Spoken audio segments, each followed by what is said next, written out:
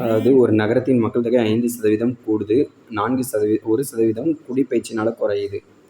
3 ஆண்டுகள் எவ்வளோன்னு கேட்குறாங்க. அப்போ இந்த மாதிரி கணக்கு கொடுத்துட்டாலே நம்மளுடைய காம்பவுண்ட் இன்ட்ரெஸ்ட் ஃபார்முலா தான். சரியா? இதில் வந்து பார்த்திங்கன்னா ஆண்டு சதவீதத்தை வந்து பார்த்திங்கன்னா இதில் எடுத்துக்கலாம்.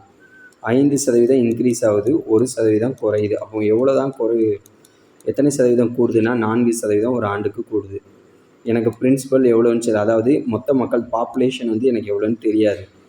பட் ஆனால் எத்தனை சதவீதம் கூடுது அப்படின்னா 4% கூடுது. சரியா? எத்தனை ஆண்டுகள் கேட்டிருக்காங்க? 3 ஆண்டுகள். அப்போ எனக்கு என்ன கிடைக்கும் அப்படின்னா பி இன்ட்டு சரியா பி இன்ட்டு 104/100 இன்ட்டு 104/100 இன்ட்டு 104/100.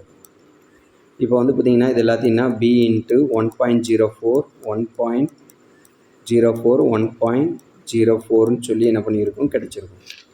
அப்போ எல்லாத்தையும் பெருக்குங்க. 104 எல்லாத்தையும் பெருக்கி புள்ளி வச்சிடலாம். 6 நாங்கள் 16 1 நாள் 4. சரியா?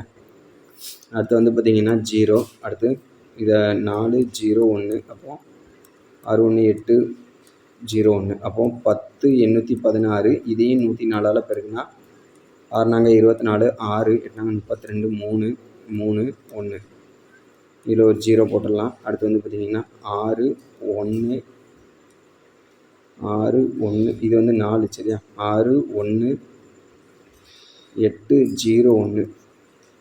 இப்போ வந்து பார்த்திங்கன்னா 4 6 8 4 12 1 1. அப்போ எனக்கு எவ்வளோ கிடச்சிருக்கு? 6 ஸ்தானம் தள்ளி புள்ளி வச்சா 1.1248 அப்படின்னு சொல்லி கிடச்சிச்சு பாப்புலேஷன் பி. இப்போ என்ன கேட்டிருக்காங்க? உயர்ந்த மக்கள் தொகை உயரும் சதவீதம் தானே கேட்டிருக்காங்க.